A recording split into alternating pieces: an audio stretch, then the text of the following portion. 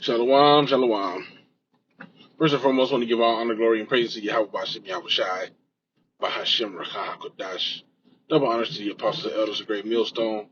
Peace, blessings, and salutations to the hopefully elect. It's the brother Isaiah with the Pittsburgh GMS camp. Coming into another lesson to the spirit and power behind Bashim Yahweh Shai, Bahashim Rakah Kodash. Lord willing, this lesson is edifying. I don't know what I'm going to title this lesson. I'm just going to feed you as the spirit feeds me. I come across situations.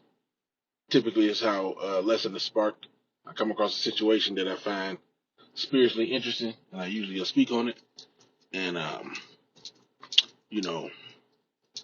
just go into it. I was at one of my previous workplaces, which also happens to be a place where I frequent to buy certain goods, and saw one of my old coworkers there, and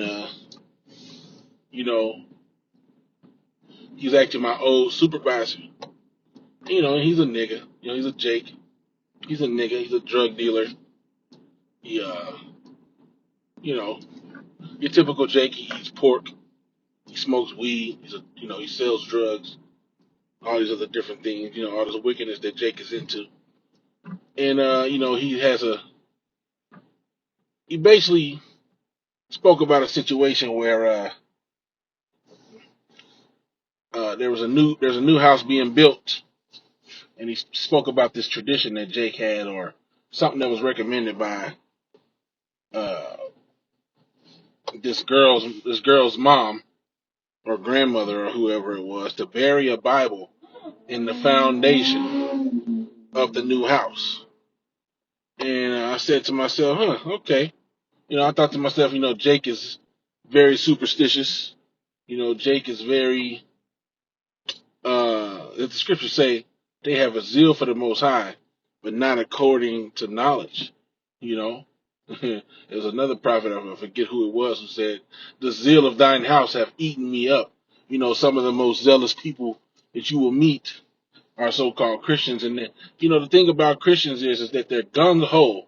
They're like ravenous pit bulls for the things that they believe in. The scriptures give imagery of certain philosophies being in people's minds. And the imagery that's given is very interesting. When I think about some of the people I've met, and dreams I've had about these people that just so happen to be Christians, they were depicted, like I said, as pit bulls who were so locked in, because there's no such thing as a locked jaw. They say pit bulls have a locked jaw. No, they just have strong jaw muscles, and they grip once they get a grip on something. Okay, it's hard to make them release that grip. Okay, now the same thing can be said for Christians. And I'm minded of the scripture that says their minds have been seared with a hot iron. When you think about a steak that gets a nice sear on it, it gets crispy. Okay, the whole outside of that steak has been transformed. And it's hard to change it. Once you done seared in as the brothers say, the juices get locked in. Once you sear that steak, that piece of meat, okay, whatever's inside of that, the contents of that, are locked in unless it gets cut. Okay, if it gets cut open, all right, then that's how all the juices can flow out, right? When somebody's seared with a hot iron, Christians are typically seared with a hot iron, all right? And so they're gung-ho, and they're locked into those false philosophies that they believe in, okay?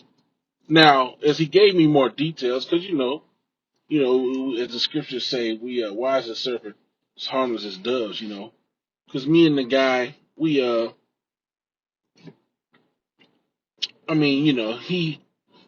I was made privy to the fact that he didn't like me necessarily. He didn't outright come to me and say he didn't like me.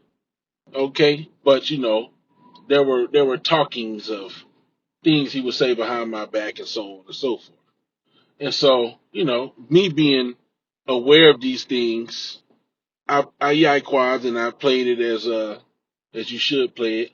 As much live within thee, be at peace with all men. So that's how I basically operated it. So he seen me, he said something to me. I said what's up to him, asked him how he was doing. And somewhere deep down, we know we do got a love for Jake. He's a likable dude, you know what I'm saying? But he's in wickedness right now, so that's an aspect of it too, right? So, there was a genuineness to me speaking to him, right? But anyway, he begins to expound upon this thing. I asked him, so what is that, like a tradition? What's this thing about burying the Bible in the foundation of this house that's being built? What's the story behind that? Oh yeah, well, her mom or grandmother or whoever passed recently, and they recommended and told her that she should bury a Bible in the foundation. And I was like, okay, Jake, as I said, Jake got a zeal. To Jake, that might have been some type of good sentimental, gesture or some type of thing in their mind that will be smiled upon in the eyes of the Most High. So, hey, it is what it is. Jake believe what they believe.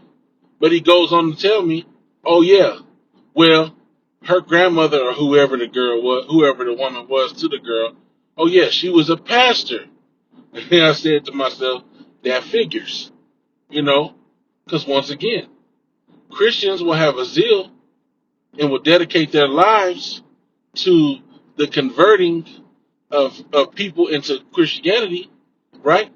But meanwhile, they're completely off. Okay, if dedicated your life to being a female pastor, you have dedicated your life to falsehoods. All right, because the scriptures say, "I suffer not a woman to teach." Okay, but to be in silence and to not have authority over the man. So if you're a female pastor, does that not put you in a position of authority over men? Now, the Lord had things happen in the Bible that women like to try to go and allude to and say, well, look at Deborah. Look at how Deborah was a judge in Israel. And then, women get this Deborah spirit on them and think that they can sit up and tell men what is and what ain't in the Bible. See, that wasn't a natural setup for a woman. Okay? Okay? Because when women get in those positions of power, they tend to talk shit. See, if you got a woman in a position of power who thinks she knows something, what she typically says is she want to ridicule the men. Because we might talk about the laws.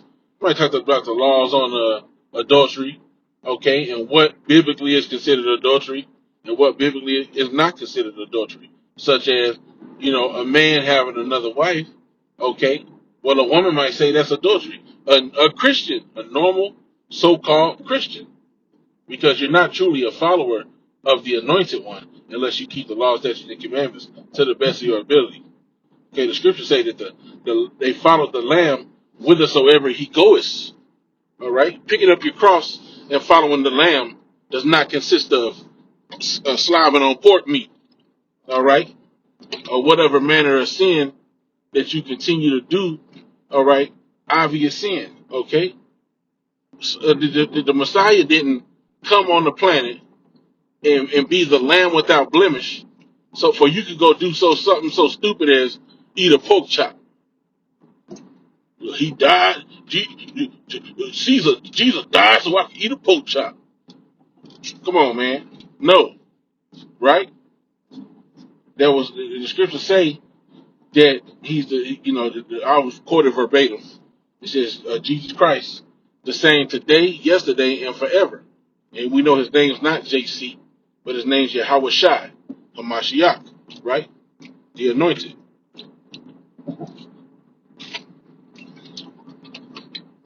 So if he's the same today, yesterday, and forever, and we understand that he's the Word made flesh, why would he authorize you to do something that he said you shouldn't do in the past?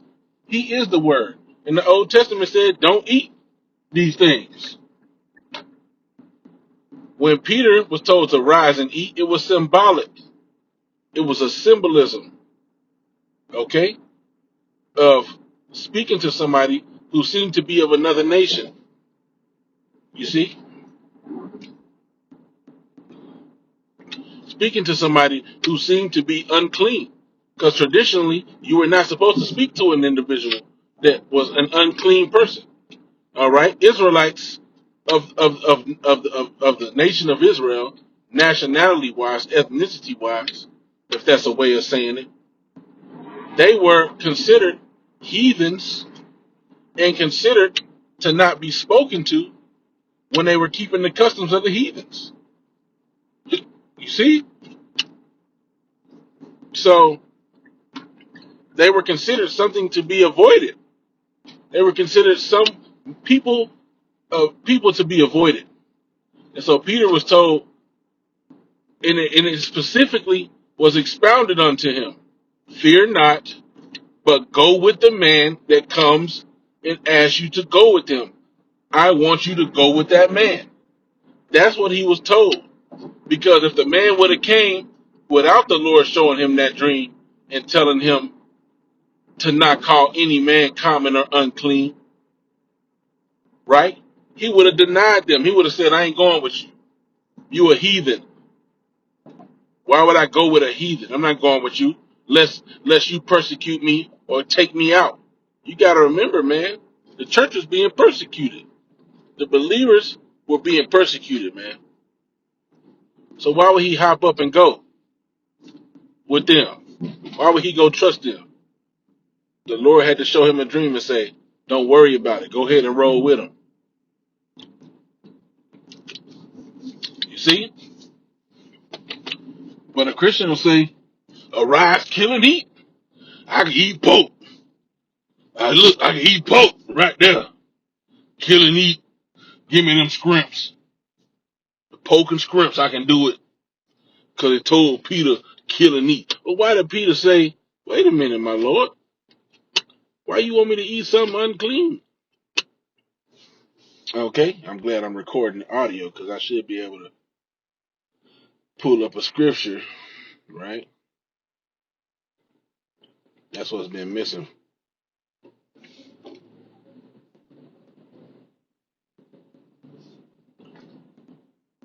Let me get the scripture to come up.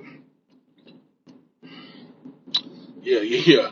And there came a voice to him, rise, and pretty soon I'm going to have to wait and park and pull over before I do that because they passed a bill that if they see you messing with your phone while you driving, that they can fine you a heavy ticket, man. You pay heavy fines for messing with your phone while you driving. So Salakia, I'm at the may the Lord protect me, man, where they don't see me doing it. Right? It says, and there came a voice, and I can't really tell you. It don't say exactly where. Okay, Acts 10 and 13. And there came a voice to him, rise, Peter, kill and eat. Salat, let me part here.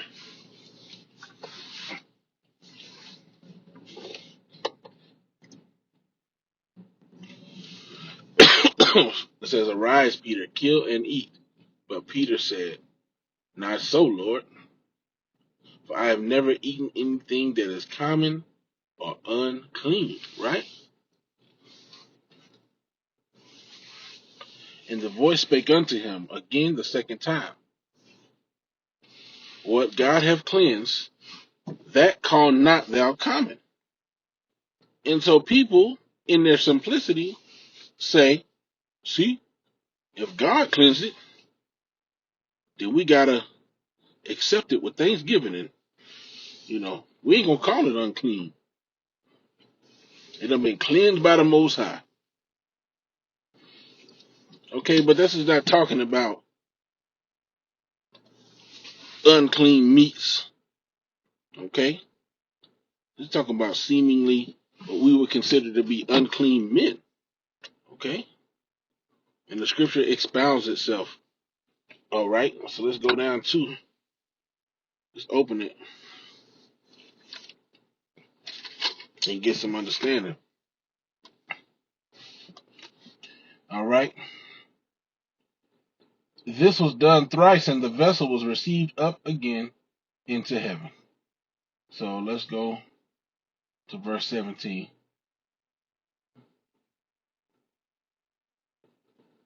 while Peter doubted in himself what this vision which he had should mean. He doubted in himself. He said, wait a minute. Why would the Lord tell me to eat unclean foods? That ain't normal.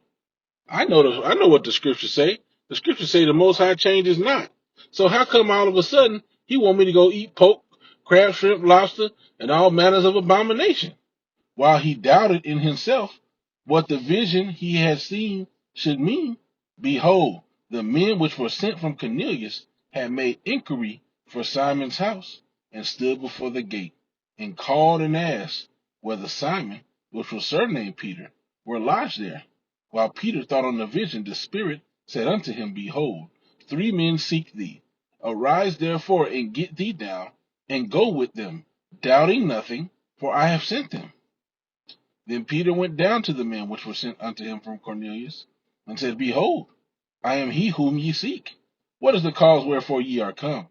And they said, Cornelius, a centurion, a just man, and one that feareth the Most High, and of good report among all the nation of the Jews, was warned from the Most High by an holy angel to send for thee into his house, and to hear words of thee. Then called he them in, and lodged them. And on the morrow Peter went away with them, and certain brethren from Joppa accompanied him. Right?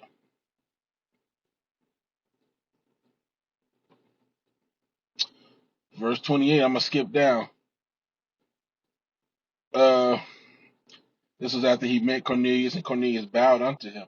Verse 27, and as he talked with them, he went in and found many that were come together. And he said unto them, Ye know how that it is an unlawful thing for a man that is a Jew to keep company or come unto one of another nation. But the Most High have shewed me that I should not call any man common or unclean. Right. Okay. And the apostles have done a deep breakdown on this particular thing, right?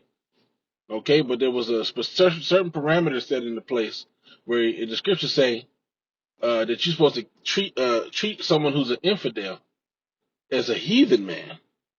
Okay, this is to treat them as a heathen man. You wasn't supposed to go unto these people and keep company with them. I want to see if I can get a let's see.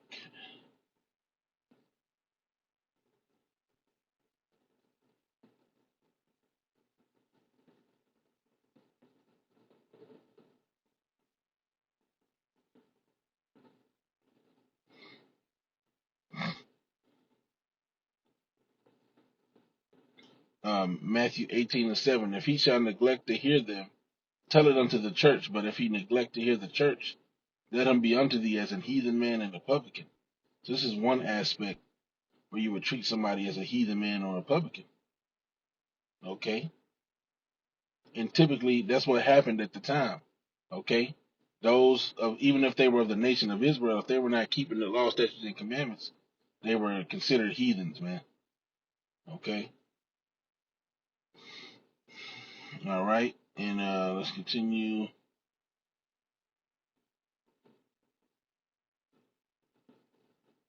Verse 34.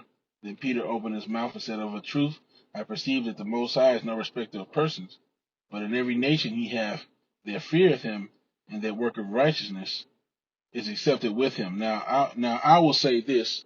This is just me speaking as a man, not to go against any breakdowns. I agree with all the breakdowns the apostles have said, but I also consider this. There was a scattering even before. In the Old Testament it says that Ephraim have mingled himself among the nations. All right, let's get that precept. Okay, because I believe there were people that looked like the other nations even at this time. Because Jake was always, I mean, you got to remember, we were the sons of God, all right? And the sons of God saw the daughters of men and thought that they were beautiful, and that was one of the causes for the flood, right? Was that we saw these heathen women and we was like, hey, she looked good, you see? So Jake always had a thing for the other nations. And it goes to say, me speaking as a man, that Jake was popping the heathen women back then and having kids and things that looked like They were actually men of other nations. Okay, and it would have been considered some. These you would have had to look at some of these people and say, just like Jake got a problem today with skin tone and things of that nature, and saying you ain't no Jake, you a Edomite because look at your skin color. Same thing would have been happening back then. Me speaking as a man, right? So let's go into this. Damn, uh, I lost my damn point. Right, so that's just me speaking as a man on that one. Okay. Uh, right. So Jake would have been scattered into all nations. So like you made my point, and then I didn't. I forgot what I was going. The scripture I was gonna get. So that's my bad. So that's where I go into with that as well. You know, it's very easy to consider that when they looked at some of these people, like I said, in all nations. Oh, yeah, that's what I want to get.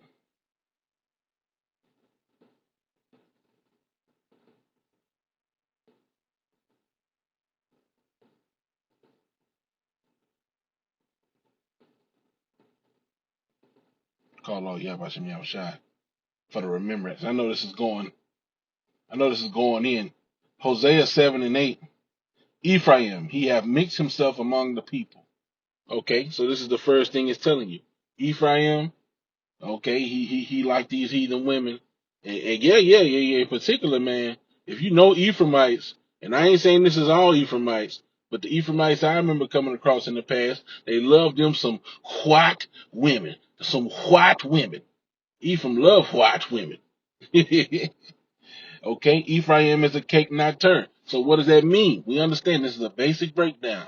You got very light-skinned Ephraimites and very dark-skinned Ephraimites, both sides of the spectrum. Well, why? Why is it like this? Because Ephraim have mixed himself among the people.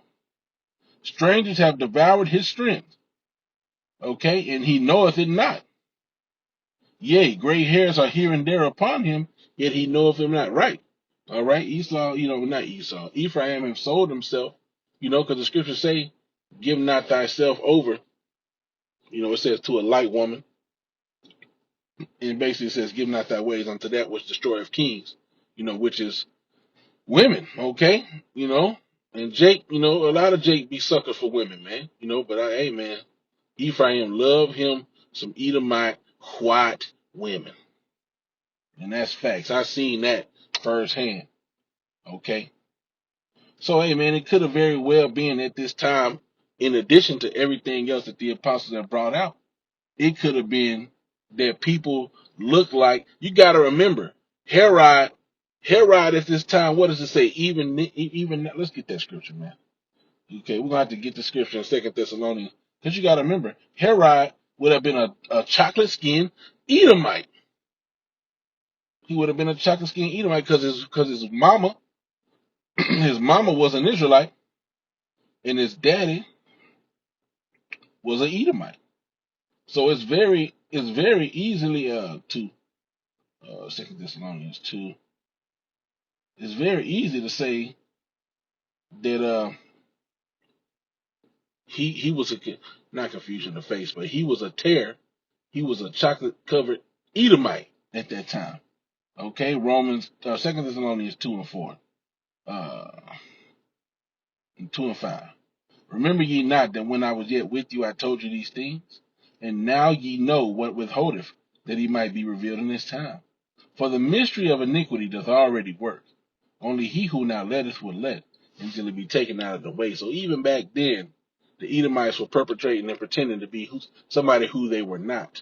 And this is one of the reasons they had to change the way that, quote unquote, Judaism, or that being a nation of Israel, in the way, for their intents and purposes, because you got to be careful how you word stuff. But this is one of the reasons they changed the way that you were considered to be a Jew, because they went through, that was their way in, was to go through the mothers, right? Because that way it didn't matter who your father was. So they changed the ordinances, or they changed the way that people were considered to be of the nation of Israel for their own intents and purposes. All right. So Herod um, would have been considered to be a tear, man. You see, he would have been a tear.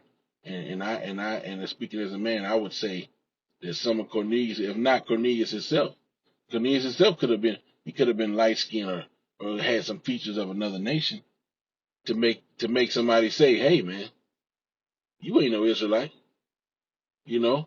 But the Spirit prepared him for what he was gonna see. And when he went and he looked spiritually, he said, man, these are Israelites. Look at the way they behaving. Look at the fear he got for the Most High. This ain't no heathen, man. This is an Israelite. And there you go. So I don't know, like I said, that's me speaking as a man. If there's some type of way that what I'm saying is impossible to exist, please correct me. I will accept the correction. I would love to speak with somebody about this. But this has been on my spirit for a while. Just hey man, it only makes sense. All right. There was tares, there was people, and like I said, speaking as a man, but like I said, it makes sense. There would have to been people even then who looked like the other nations, but actually were Israelites, even at the time that this whole event went down. All right, because Jake Ben had a thing for the other nations, and they still got it to this day. So, that's a long lesson. Lord willing, it was edifying. Call law, yeah, by Shemel Shai. Well, it wasn't that long, but anyway. For my standards or what I usually do, it was a little bit longer. But it tends to be like that when I can just focus on talking and then cameras and stuff. So with that, I want to give all honor, glory, and praise to Yahweh Shem Shai, by Hashem Rakah HaKodash. Double honor to the apostles, elders, of great millstone, peace, blessings, salutations to the hopefully elect. Okay, shalom, shalom, shalom, a Bible ball. Till next time, shalom.